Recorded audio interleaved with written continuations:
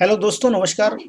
मैं हूं यशवंत दामले और आप देख रहे हैं यशमनी विज्ञान चैनल। यशमनी विज्ञान चैनल में आपका स्वागत है। आज के वीडियो में हम सीखेंगे चुंबक तथा चुंबकीय सुई की सहायता से चुंबकीय क्षेत्र रेखाएं खींचना अथवा चुंबकीय बल रेखाओं को किस प्रकार से चुंबकीय सुई की सहायता से या दिक्सूचक सुई की सहायता से खींचा जाता है या बनाया जाता है।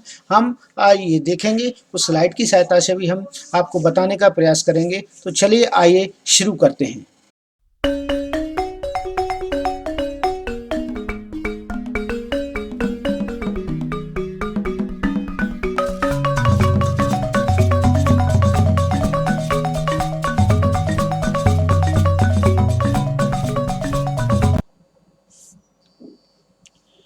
चुंबकीय क्षेत्र रेखाओं के गुण अथवा हम देख सकते हैं इन्हें चुंबकीय बल रेखाओं के गुण।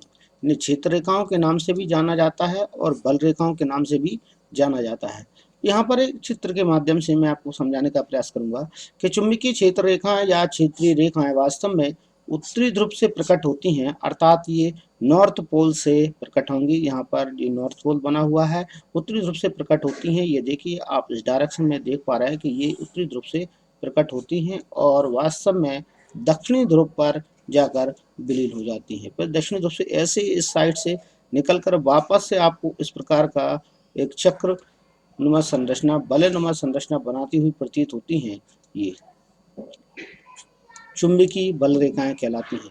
चुंबकीय बल रेखाएं वास्तव में एक बंद वक्र बनाती हैं। ठीक है, यह बंद वक्र होता है पूरी तरह, एक प्रकार से बंद वक्र बनाएंगी। और चुंबकीय बल रेखाएं कभी भी एक बिंदु से दो बल रेखाएं नहीं निकलती हैं और ना ही चुंबकीय बल रेखाएं कभी भी एक दूसरे को प्रतिकर्षित करती हैं।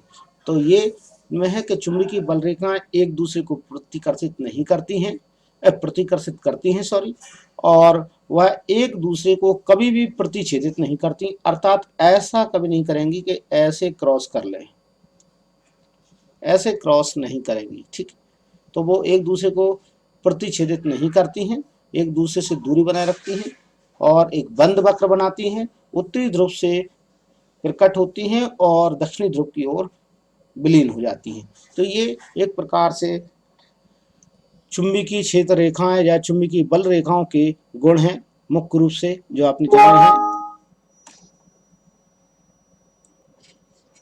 चौथा पॉइंट होगा इसमें कि चुंबकीय क्षेत्र रेखाएं में एक बिंदु से कभी भी दो चुंबकीय क्षेत्र रेखाएं नहीं निकलती हैं एक साथ में। ठीक, ऐसा नहीं है।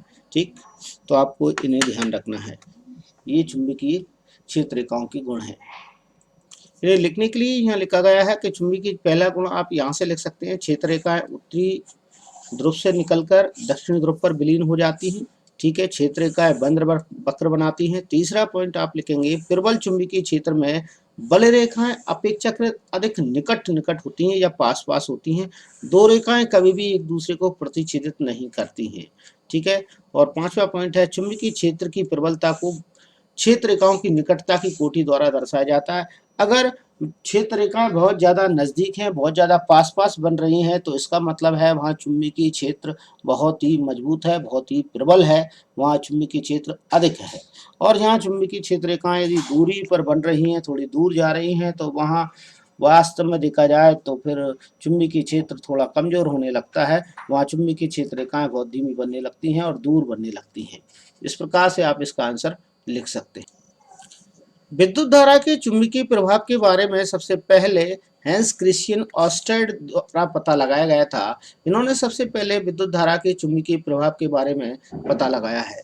ठीक ना, ये अकस्मात ही इन्होंने 1820 ईस्वी में उन्होंने अकस्मात यह खोजा कि किसी धातु के तार में विद्युत धारा प्रवाहित करने पर उसके पास रखी दिक्सूचक सुई विक्षेपित हो जाती है।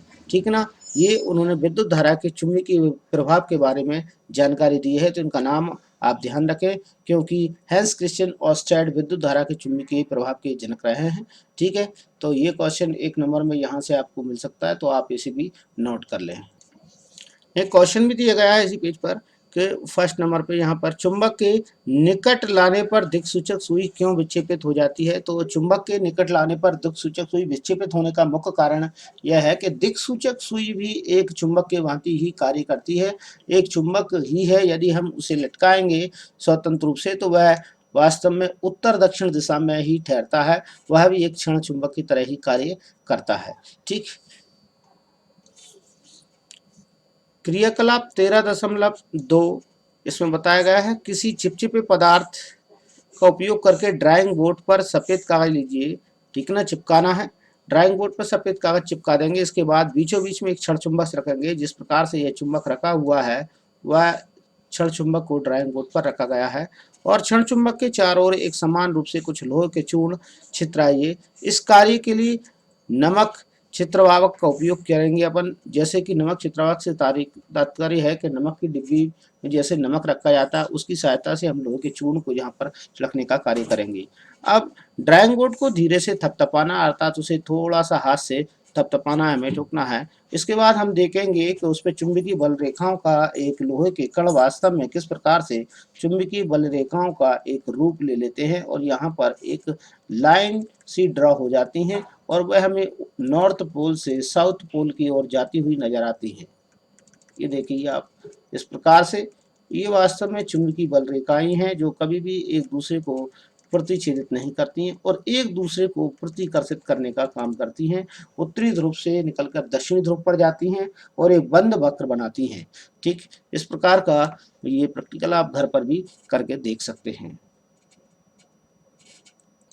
यहाँ आप देख पा रहे हैं कि क्षण चुंबक के निकट लोहे का चूर्ण स्वयं ही चुंबक क्षेत्र रेखाओं के अनुदेश संरेखित हो जाता है, मतलब स्वयं ही संरेखित हो जाता है, वो चुंबक क्षेत्र बनाने का काम करता है।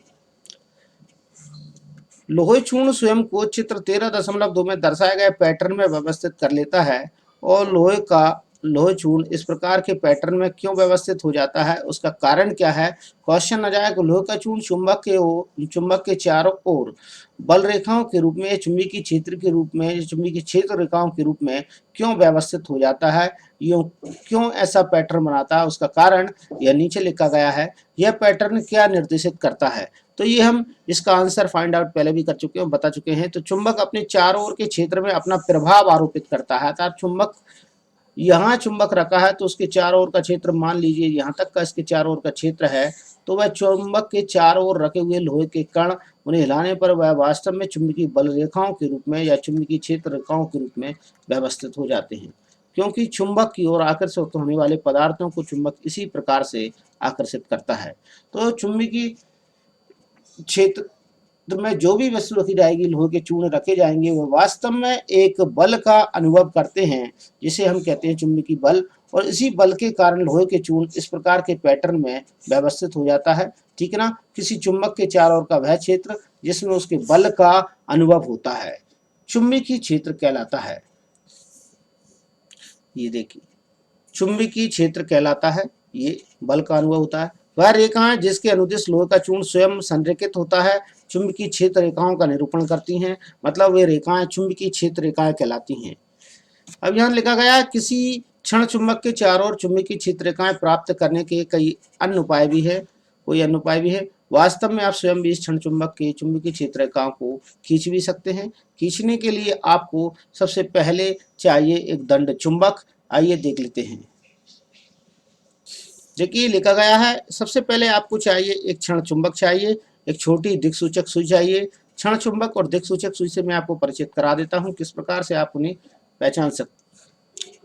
हम ये देख पा रहे हैं कि क्षण चुंबक ये यहाँ पर ये रखा गया है, एक क्षण चुंबक है जो आपको दिखाई दे रहा है। यहाँ पर एक क्षण चुंबक रखा गया है, क्षण चुंबक के पास में दिक्सूचक सुई रखी गई। जैसे ही रखेंगे तो उसका नॉर्थ पोल वास्तव में उसकी विपरीत दिशा में, नॉर्थ पोल की विपरीत दिशा में हो जाता है। इसके बाद दूसरी सुई, हम चुंबकीय सुई यहाँ उठा कर रखेंगे उसी को, फिर ये देखिए नॉर्थ पोल कहाँ जा रहा है, इसका आगे की डायरेक्शन क्या है, तो आगे की डायरेक्शन आपको दिखाई दे रही होगी इस प्रकार से। जो आगे की डायरेक्शन है, इसकी डायरेक्शन ये है, इसकी डायरेक्शन ये है। ये डायरेक्शन आपको ये बता रही है वास्तव में ये चुंबकीय बल रेखाएं हैं वो एन सिरे से निकल कर एस सिरे की ओर जा रही हैं, तो इन्हें हम चुंबकीय बल रेखाओं को चुंबकीय सुई की सहायता से बना सकते हैं या तैयार कर सकते हैं। यह देखेंगे एक यहाँ पर दिया गया है क्षण चुंबक, छोटी दुई सूचक सुई दीजिए, ठीक ना। दिक सूचक सुई लेना है हमें और किसी चिपचिप पदार्थ से हमें चिपकाना है, फिर उसकी चुंबकीय क्षेत्र का अंकित करना है। तो ये एक सबसे पहले मैग्नेट लिया गया है, ठीक ना। तरण चुंबक लिया गया है, दिक्सूचक सुई को चुंबक के उत्तरी ध्रुव के निकट लाइए, तो ये लाया गया है यहाँ पर, आप देख पा रहे होंगे। इस प्रकार से एन सिरे को लाया गया था यहाँ पर, और यहाँ से स्टार्ट करेंगे हम इसे। सबसे पहले एन सिरे के पास में एस सिरा होता ही आ जाएगा, और इसकी डायरेक्शन देखेंगे आप, तो डायरेक्शन हमारे पास ये इसकी डायरेक्शन होगी, ठीक ना। फिर इसकी डायरेक्शन के बाद ये इसकी डायरेक्शन होगी, नेक्स्ट डायरेक्शन ये होगी, नेक्स्ट ये होगी, नेक्स्ट ये होगी, और इस प्रकार से ये डायरेक्शन होती हुई वास्तव में